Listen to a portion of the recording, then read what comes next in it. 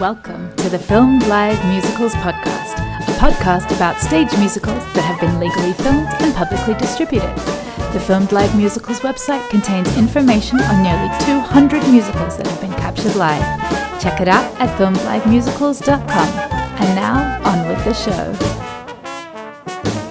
Welcome to the Filmed Live Musicals podcast. I'm your host, Luisa Lyons, and my guests today are the founders of the League of Livestream Theatre, Jim Augustine and Oren Michaels. The League aims to bring nonprofit theatre to a global audience by providing funding, production, and marketing services. Launched in January 2023, the League has so far streamed second stage theatres between Riverside and Crazy, MCC Theatre's Miscast 23, Irish Repertory Theatre's Endgame, Hedgerow Theatre Company's The Puzzle, Alley Theatre's Little Comedies by Chekhov, and the upcoming Manhattan Theatre Club's Jaja's African Hair Braiding. Welcome, Jim and Oren. Thank you. Thank you. So to start us off with, what made you fall in love with, I usually ask musical theatre, but I can ask theatre generally. Jim, would you like to start? Sure. I fell in love with musical theater when I think I was in fourth or fifth grade. My mom was a math teacher, was a math teacher in the high school. I was obviously in elementary school. And I saw a production of, oh goodness, what's the one with the plant? Little Shop of Horrors. And the woman playing Audrey was this young actress named Lynn Champlin, who went to my high school. And she was so talented. And I turned to my mother and I said, I want to be her when I grow up. Of course, my mother was like, she is supremely talented. Anyone who knows musicals knows that Donna has enjoyed many a role on Broadway, leading role. And so watching her at a young age, obviously in my high school, there was this sense that I could do that. I can't do that, but that's what led me to love musicals and theater, and took me a little different path to get here, but that's where it came from. What about you? I was sort of like the techie nerd kid in high school and junior high school, so I ended up being the one who ran the light board. And my father was renovating our basement to be an office, and I did the electrical wiring for him because I could. It was probably 8th grade, 7th grade. And he asked what I wanted in return. And I said, well, I've heard of this show on Broadway called Sweeney Todd, and I want to go see it. And so he drove me into New York and pulled up out in front of the theater, and I went in and I saw the original cast with Angela Lansbury and Lynn of Sweeney Todd, and saw this majestic set and more lights than I'd ever seen in my life, and this huge, massive show. And I said, that is the coolest thing I've ever seen. And so that's what turned me on to it. Did you then watch the broadcast on PBS of Sweeney Todd? Oh, yes, absolutely. And I went to the local production in the pie shop downtown here a few years ago. Oh, I'm sad I missed that one. That sounded like that was good. It was really good. And I went and saw Josh and Ellie do it as well. I have tickets. I can't wait. It's great. I've seen it twice. It's well worth seeing. And Sweeney is one that's been filmed a lot. There's like at least 7 that I know of, 7 different productions that have been filmed. Yeah. I'm curious, did you both absorb a lot of filmed theater pre-pandemic? None. Almost none. I mean, the occasional, the Hamilton capture, the Sweeney capture, during the pandemic, Come From Away was a great thing to see. I love that show. But really not much. I mean, I found myself in New York often enough that I saw a lot of shows here. I saw Into the Woods many times. It was on PBS back in the day when I was younger, and we had the VHS tape of it, and we wore that VHS tape out watching that show. That was my introduction to Sondheim, and of course, more love of theater. And then actually, I'm very pleased to be more in conversation with the folks over at New York Public Library and the Theater on Film division over there, because when I was in college, and I was studying more theater, but more from a design and sort of an avocational trajectory.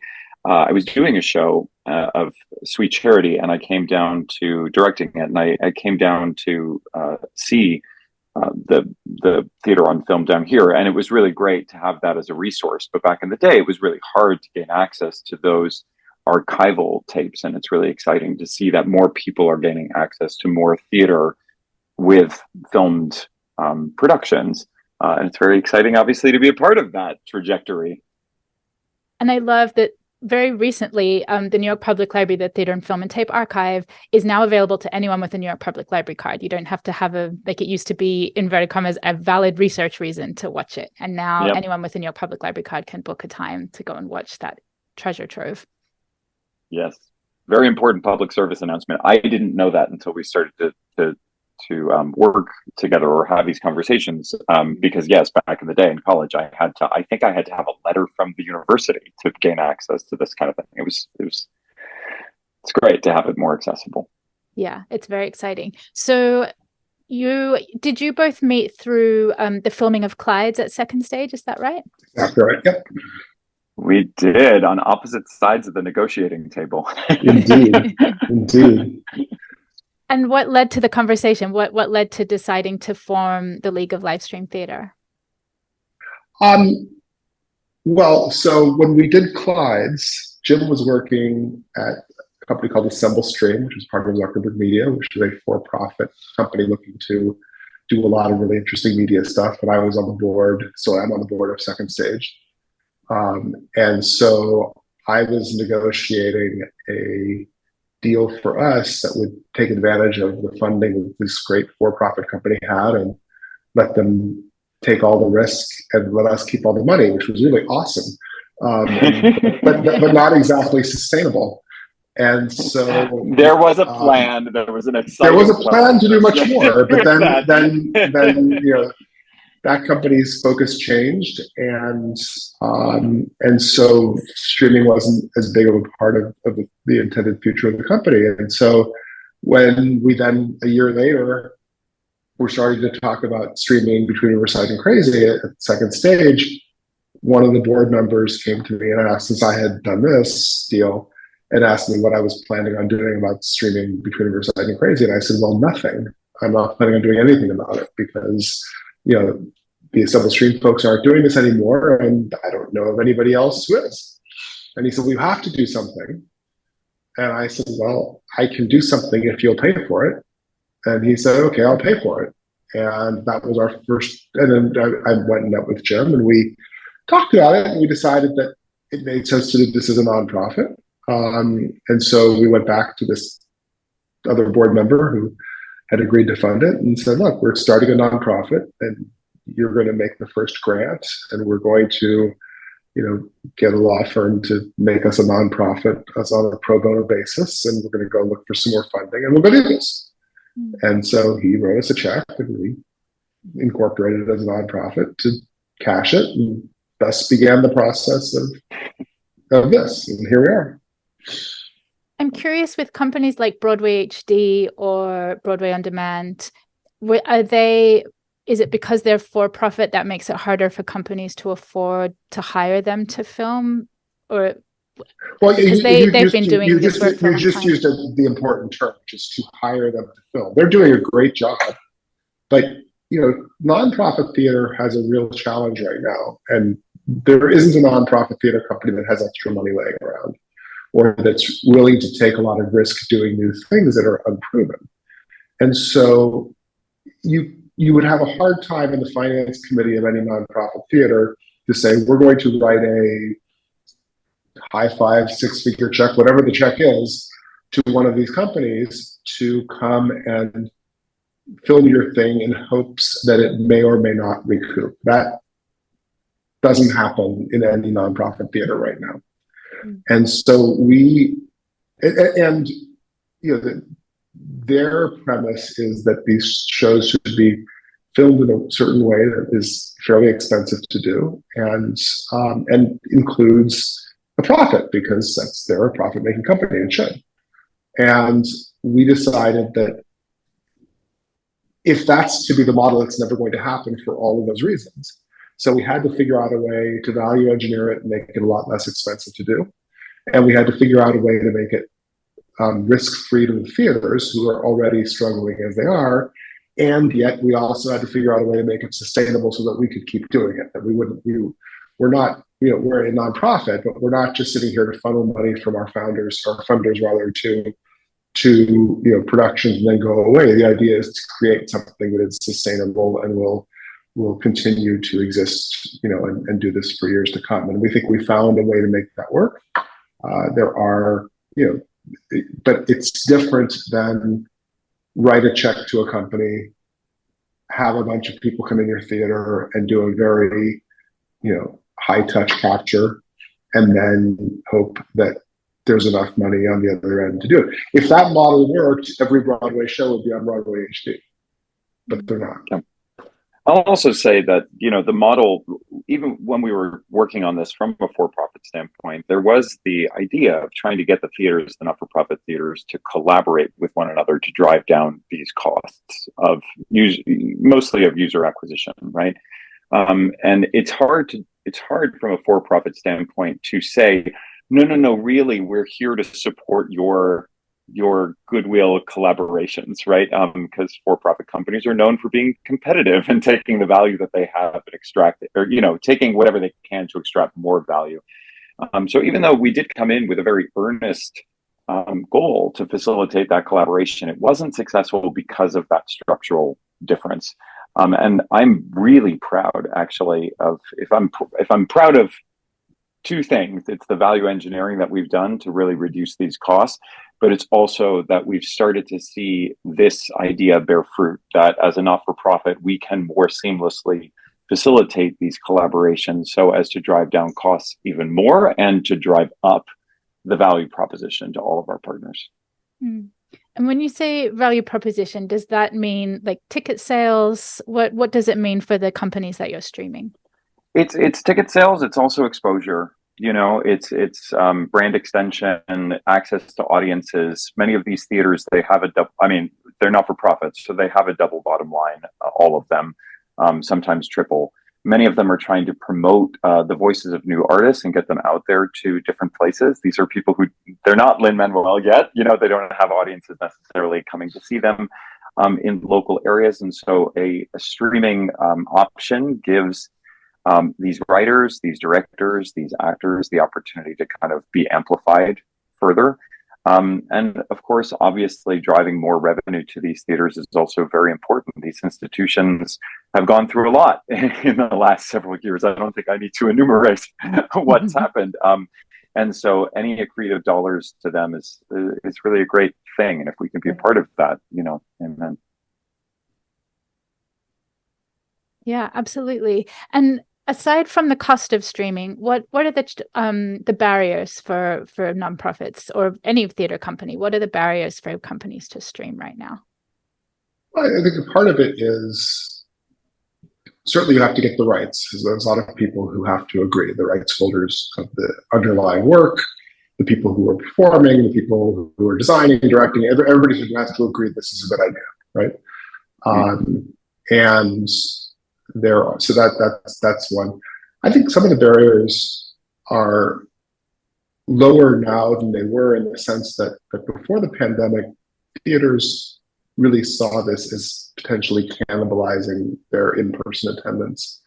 And now they realize there's a material part of their audience that is not going to come back, or is going to come back less often. I mean, the people who might have come to New York 4, 5, 6 times a year, maybe now come once. And so if the show you're watching, if you're not here during the 3 months that Jaja's on Broadway, you're not going to see it unless you watch the stream, right? Mm-hmm. And so I think that is actually in a bit of a better shape than it was. What would you say, Jim, in terms of the other barriers? Yeah, I think, if you are trying to do this on a one-off basis, the overhead that you need to take on or the additional costs of contract services quite high. The technological challenges can be quite high, so if you're doing this on a one-off basis, you oftentimes don't have the human resources to take on this additional work. Oren and I are fairly savvy tech people, and we still run around with their heads chopped off making sure this is going to work. But having a centralized system that we know works for all of our theaters, again, that creates a kind of efficiency that you can't necessarily do unless you're a very large theater organization where you're doing multiple streams constantly, right? So one of the reasons that we set this up was, and we did it at the timing that we did it, was that during the pandemic, a lot of these theaters had no choice but to innovate. And so many of them were pivoting in lots of different directions, doing a lot of experiments. When things were going back to business as usual, they had to look at those new lines of business and that innovation and say, is this actually going to, like, can we afford to keep this going while we now also have to get our stages back online? And so as they started to shut down those bespoke systems that they had created, kind of cobbled together from different service providers, et cetera, being able to say, actually, we have kind of a turnkey solution for you that other theaters are using, I think that helped to alleviate a lot of the pressures, both financially and in terms of human capital, that these organizations were otherwise facing. Yeah. What would you say you have learned, like even with your tech expertise, like from your first stream between Riverside and Crazy, and then with the upcoming Jajas, what has changed, like just in a year? What has kind of come up on your radar? Oh, we've done so much. I don't even know where to begin in terms of, I mean, it's funny because when we did do this, again, from a for-profit company standpoint, we did as best we could to make it an efficient process. But it was the first time we as a company was doing this. It was the first time Second Stage as an organization was doing this. It was just coming out of the pandemic, so there were a lot of legal concerns, questions that we had to overcome, so there were these additional costs. We knew going into it, we needed to bring those costs down. And so we were like, okay, Oren is like, I'm going to create these contracts myself. I mean, with guidance, but really like bootstrapping it. We looked at the cost of the production. We said, we just can't afford to spend that much retrofitting this production to get it to stream. And so that was in negotiation with the theater and with the creatives to make sure that we were maintaining the value of the show, right, and the quality, without spending on extraneous technology or extraneous time in the theater. These are union theaters, so every work call in theater is expensive, and so you want to make sure that you're using that time wisely. And so we got really good at making efficient use of the time, making sure that our rehearsals were working well. We also learned from the first production, what was the audience behavior like? What could we expect from the PR curve, right, in terms of ticket sales, so that we could not be so stressed out or spend randomly on marketing dollars trying to amplify a message, when we just knew that waiting could actually be successful. And of course, Between Riverside and Crazy had a lovely extension that also helped. And lastly, one of the things that I'm super excited about is that we've been able to migrate some of our production away from being in-house, where we are taking up space in the theater, to being largely in a remote location, so that we're not actually getting in the way. I mean, from the beginning, we have, what's different about our captures is that we don't take away seats. We don't interfere, right? We're not blocking anybody's sight lines. We're not taking away seats. As I say to the theater makers, our goal is to add revenue, not take away, And so we sneak these cameras in, we hide them. The installation process is very seamless and simple. But Between Riverside and Crazy, we had a whole crew in the theater, in the basement of the theater, working literally. My station was on a garbage can, a flipped over garbage can, because there's just not space in these theaters. But we had to have a crew on site, which we were still in the way of the house crew and of the theater crew, and so the backstage. And so it's been really great to migrate some of this production work remotely, so that we're really not interrupting the flow of the theater, but still able to get that pristine quality coming out. It's interesting thinking about it as like an outside broadcast truck, like it's like the modern version of that, like the modern. Oh, yeah. And it's funny. We carry a broadcast truck in a little briefcase size case now. Yeah. So we're very fortunate that technology sort of caught up with what we needed it to look like. in the time horizon we needed it to. We could not be doing what we're doing today 5 years ago with 5 years ago's technology and costs. It wouldn't be working. Yeah. It's amazing how quickly that has changed. Like, I started researching this topic 10 years ago, and there was one stream a year, and it was so rare for stuff to be filmed, and overnight almost the game has completely changed with digital technology. Yeah. What I would give to show that briefcase to the original, like the pioneers of broadcast.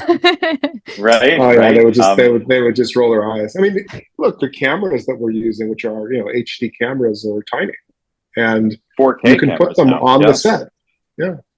Yeah, you can hide them. They don't make any sounds. They don't interrupt any flow. And yeah, you think about the way that captures used to take over theaters, block out. I mean, you'd have to shut down the entire theater for a week sometimes, make some of these captures.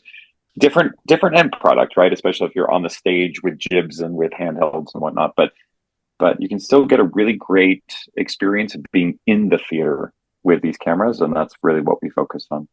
Yeah, and that's a really good point, is that, if you read some of the reviews of the shows that we streamed, it is very much the live experience. It's appointment viewing, and you're part of the buzz that's happening. I don't think that it's the same experience. I come from what is a very favorite musical of mine, but being able to call it up on Netflix or Hulu or wherever it is anytime I want to doesn't make me want to do it necessarily. But if there were a one night only of the cast, coming back together, and I had to watch it while it was happening, well, that's appointment viewing. That puts me in the theater, and I'm willing to sacrifice a bit of polish on the capture in order to be in the theater. And we are, again, fortunate, I think, with the constraint that most of the work we do is live and live only for all kinds of contractual reasons.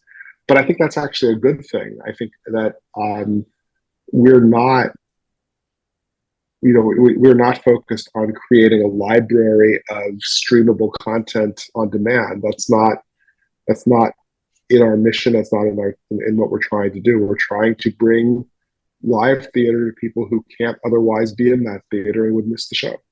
Mm. Yeah. And I actually wanted to bring this up as a why and how this came together as a not-for-profit. There was, when we first did this initiative, obviously there was a goal to bring this kind of content increasingly to large audiences, right? Broadway content to large audiences. An ancillary benefit that happened very quickly after I started talking to artistic directors and managing directors and even directors, creative, right, like artists, was the look in their eyes where they said, well, wait, if I can do that, then, right, the if-thens of all the different kinds of productions, all that, where if this really became a tool of theater makers, that they could envision wholly different uses of their space. I remember a great conversation with an artistic director she was in a regional theater not far from New York, but far enough that it's hard to get a celebrity down there. The cost or the ticket price, the ticket flexibility in that area is not enormous. She can't just feasibly charge enormous amounts per ticket for a show down there, but they've had some celebrity folks come from that theater, leave that theater, right? And so she's always been thinking, how can I get a celebrity back here, make it worth their while to do a production? And she, in one of the first couple conversations that we had, told me about this dream production, having a celebrity come back down to her theater where she knew that she could really actually create value enough for that celebrity to be there for a couple weeks, because they could get the word out to that person's enormous, now global audience, right? But from her tiny little theater. And when that particular for-profit initiative was no longer moving forward, it was also that brought me back to this. I mean, it was also Oren saying to me, this should be a not-for-profit. Come on, let's go do this. It's like, okay, great, let's go do it. But it was knowing that if this became a tool for creators and the arts administrators who support them, right? Seeing what they would do creatively with this, is going to be really exciting. And so again, bringing down the cost of this, it's not just being wonky. I mean, it is also being wonky, but every time we reduce the cost by another 25%, 25%, 25%, or whatever we can do, we make it more and more feasible for another theater, another artist to use this as a tool in the production, and therefore to see what they'll do with it. And the more artists that we get seeing what they're doing with it, that's that innovation, that creativity, that's what's going to drive a new generation of people who find the market fit for this kind of tool. My hope, right? And again, bring more value to these institutions. Where are the streams available? Is it only in the US or is it worldwide? Pretty much global, worldwide for all of them, unless there is some reason not to. I think we've done 40 countries so far have tuned in. Mm-hmm. So quite a few. In terms of, so you talked about not being available on demand, that it's only like live as it's happening. How do you account for time differences and time zones? It depends on the rights. In some cases, we are able to do a live show followed by a 24-hour on-demand window, so it's done as live. In some cases, we just do it as live at a time-shifted time. And in some cases, if the rights are such, someone has to get up in the middle of the night if they want to watch it, and they do. Yep, we've had people get up in the middle of the night in Australia to watch the theater. Which, amen, right? We'd like to make it easier for them. And increasingly, it's great to advise the theaters on some of these options so that they can access the audiences that they're targeting. You mentioned Endgame, for instance. They knew they had an audience over in Ireland, and so they wanted to make the show accessible to them. And it's very exciting, again, to see them thinking about an audience that otherwise is not really their theatrical audience. It's one that they like, but they can't access very often. Really and how are you archiving these recordings somewhere? Like, where is the I know you're not creating like an online library like Broadway HD, but how are you preserving these captures? In most cases, we're not, because in most cases we're not allowed to. But generally speaking, if so you have the rights holder who owns the rights, you have the theater who contracts with them, and you have us who contracts with the theater. Sometimes the theater's allowed to keep a copy, in which case they do. Sometimes not. Sometimes not. Sometimes we're allowed to keep a copy, sometimes not. And sometimes no one's allowed to keep a copy, in which case no one does. But we mentioned New York Public. But we mentioned New York Public Library as well. There are people who have obviously really dedicated a lot of time to archiving this. And we believe in the archive of this, right, to maintain the history and whatnot. The license holders, people who are managing the license of a show, for instance, they have real business needs in terms of making sure that various productions don't become ubiquitously available and therefore reduce the value ostensibly, I guess, of a live performance elsewhere. I'm not sure I fully agree with that, but that's the people, of course, are working with those realities. And so I just want to, instead of worrying about where we are now in terms of our capacity to archive things, because where we are now is a service provider to an industry that we love, and we want to make these things work for them. And if it means eradicating a copy of a beautiful production, so be it. But I foresee a future in which more archival copies are available. More of them are available to more audiences, right, in defined ways, like the New York Public Library does really, really beautifully, and where we're participating in reducing the cost of those archival copies so that more and more theater can actually be archived. And again, so that more and more theatrical voices, new artists specifically, can actually be preserved. Yeah. I think about Oklahoma, Rodgers and Hammerstein's Oklahoma was filmed in Germany for the Berlin Arts Festival in 1956 or something like that. It was, a very early production. with the National Touring Company. It was filmed in Wow. Berlin. And part of their agreement was that no one was allowed to have any copies. It was the one tape was to be brought back to the US and destroyed by Rodgers and Hammerstein. And I just think, imagine if we had that footage. And that, I'm wondering if someone has a tape somewhere, but it makes me sad to think what we're losing in our history by not being able to. I understand the need to protect artists and their revenue, but the history of it is also, I think, really important. Well, and I think people are starting to realize that, which is why the New York Public Library in particular has, and there are even there are different requirements for different shows. So there are some shows that, in order for someone to watch the capture of it that they have in the archive, the director or the music writer has to approve it each and every time, or the archive's not allowed to pull it out and show it to people, right? And so and the other ones, anybody who comes in can watch, and other ones you have to demonstrate a bona fide need to do it. So there are different versions, but it's really pretty astonishing what they do have in the archive. Yes, much has been lost, but the New York Public Library archive is just amazing.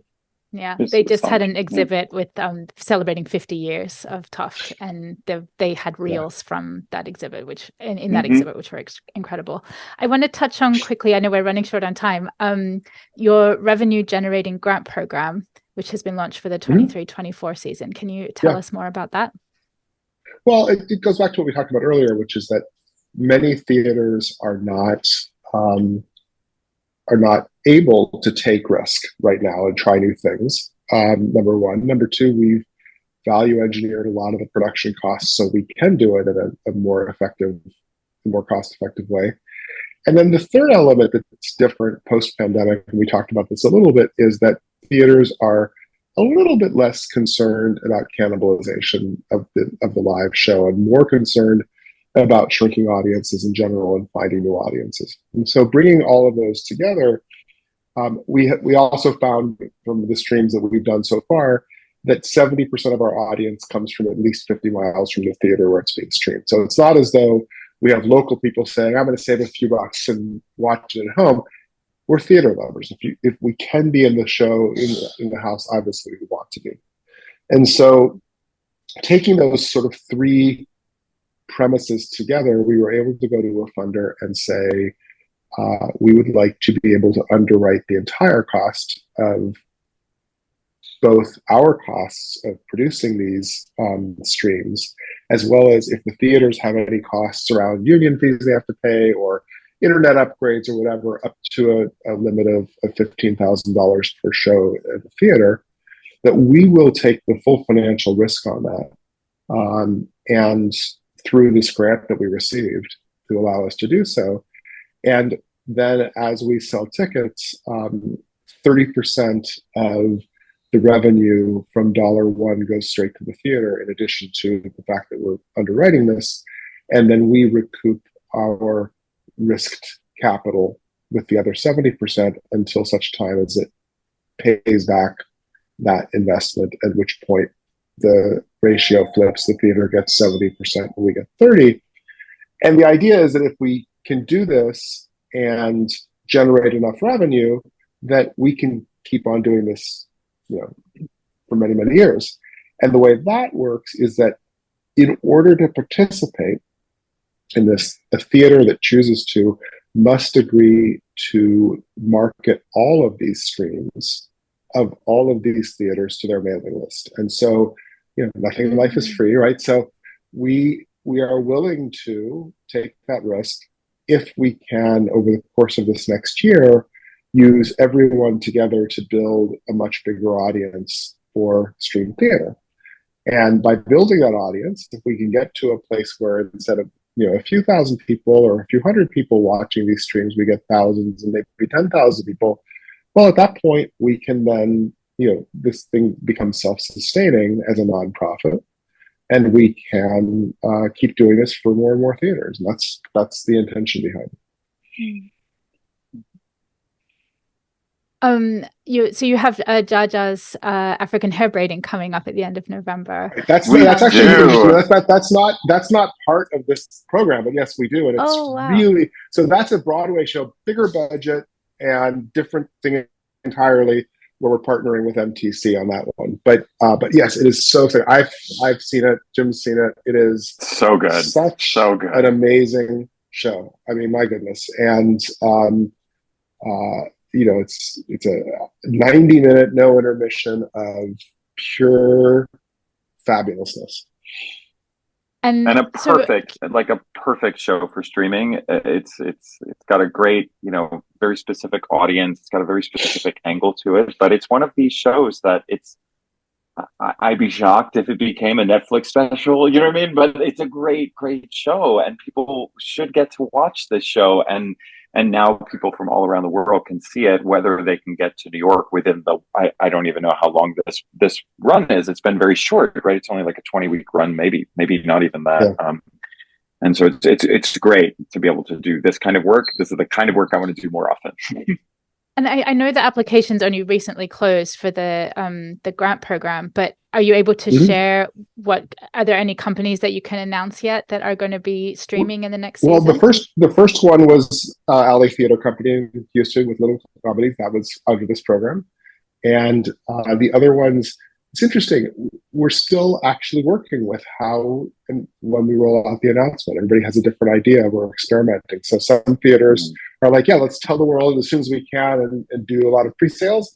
And some are saying, no, let's wait until 2 or 3 weeks before the stream to build up excitement and really blow it out. And I think what we're going to do, being tech guys, we're going to do some A/B testing on this and see, try different things and see which one works. So that next year we can say we have data. We don't have data right now, so we're not officially announcing any other ones yet. But we expect to. In fact, there's one that I'm hoping we can announce in the next week or so that would actually take place in December, and it's super exciting if we can make that one happen. So fingers crossed.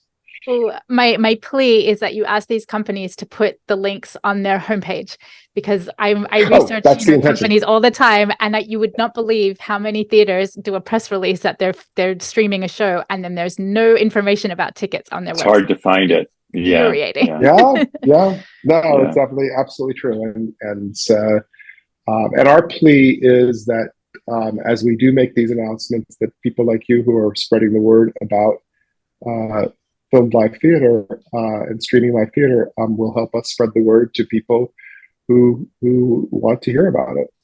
Amazing. And where can we find you online? So we're at LOLST, League of Live Stream Theater.org, LOLST.org, and you can sign up there and get our newsletter, so you'll find out anytime that something's going to stream. Right now, that's where you would go to buy tickets for Jaja's African hair braiding from Broadway live this coming week. It'll be the 14th to 19th? 14th through 19th, yeah. Coming soon. Amazing. And Jim, you look like you're about to say something before I cut you off. Oh, I don't know. What was I going to say? I'm not sure. I'm not actually sure. Well, this has been so much fun, short and sweet. I know there's so much more I could dive into, but thank you both so much for your time. Luisa, thank you very much for having us.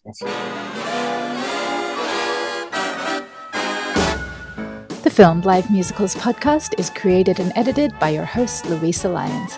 FilmedLiveMusicals.com features information on nearly 200 filmed stage musicals from around the world and dating back to 1938, a weekly newsletter with upcoming streams, and this very podcast.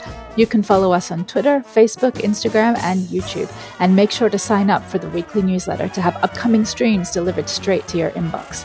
Filmed Live Musicals is financially supported by Josh Brandon, Geraldine Brewer, Belinda Broido, Andy Capone, Elliot Charles, Rachel Esteban, Mercedes Esteban Lyons, Hannah Graneman, James T. Lane, Jim McCarthy, Allison Matthews, Al Monaco, David Negrin, Jesse Rabinowitz and Brenda Goodman, David and Catherine Rabinowitz, Joe Tillotson, and Beck Twist.